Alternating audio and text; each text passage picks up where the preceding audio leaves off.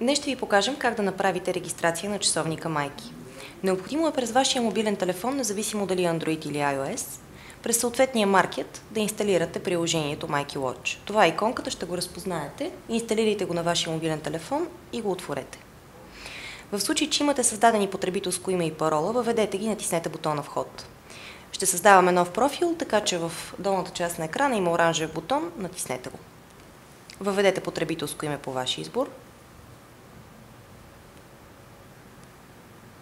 Парола, която трябва да бъде минимум 6 символа. Потвърдете паролата. Въведете номера на вашия мобилен телефон.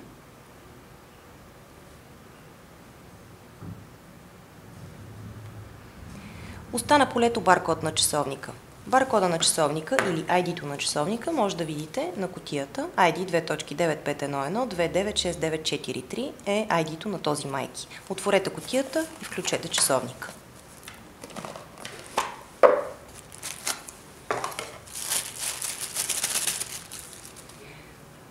Бутона за включване се намира между бутони 1 и 2. Натиснете го.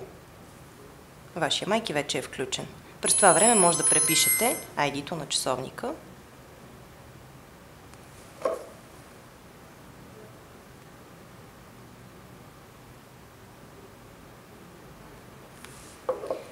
И вече може да натиснете бутона Изпрати код за сигурност.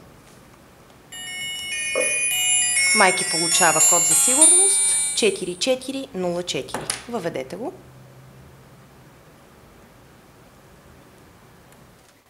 В полето име на часовника може да добавите името на вашето детенце. И остана последно поле, номера на сим-картата вътре в самия часовник.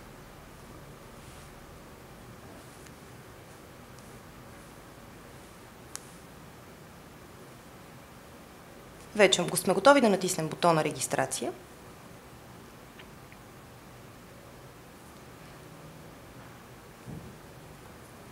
Вашия Майки вече е регистриран.